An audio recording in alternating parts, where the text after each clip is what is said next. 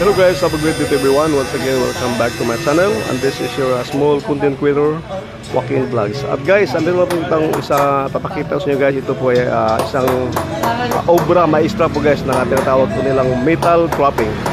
Kaya ito po pala paggawa nila guys bago po sila kibalay makabuo ng isang tinatawag po nila yung ano guys, yung pinagpupukpok po na parang parabagang ang tawag po ito guys, metal cropping.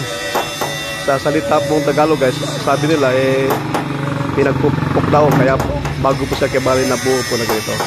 So guys, pakita ko siya guys kung paano po ang kanyang paggawa o paano po siya mabuo guys bago po ang ganito pong sitwasyon.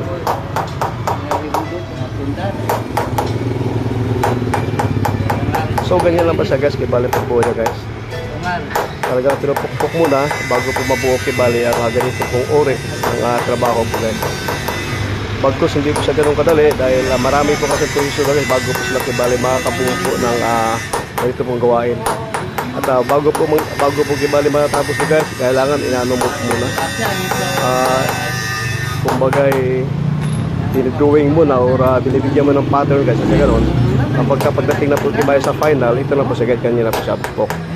Then pag nasimple na po siya guys, marami na pong kibali platform doon kung ano po ang kanilang gugustuhin o design sa paggawa po ng metal cropping na ganito po. So yan po kibaling mga finished product guys. Alright. So ang ganito po guys, at maraming salamat po sa lahat po na manood ng video at good luck and God bless. Bye bye. Shout out Junior. Saka pala kayo sa ano, makakakain ka naman. Shout out Boom Boom. Shout out Junior. Alright. So napakadali po titignan guys, pero in a personal way guys, napakahirap po dito guys. Dahil bawat pukpok po siya guys, mayroon po talagang kapalit. Ganyan po siya guys. Alright. So this is what we call the metal cropping. Ito po ay isang obra maestra po ng mga Pilipino guys. Noong una pang panahon na ginagawa na po ito hanggang sa ngayon pong kasalukuyan. Shout out Boss Solids. Shout out po kang boss niya. Po tayo kay boss. Pinagtutulungan po nila guys. I love Boss Solid. I love Alright. Boss Solid. At ito po pinagpupukan niya guys, kibali spalto po ito guys na tinutunaw po muna, pinapatigas. At ganyan na po yung resulta. Para mayroon po siya talagang pattern.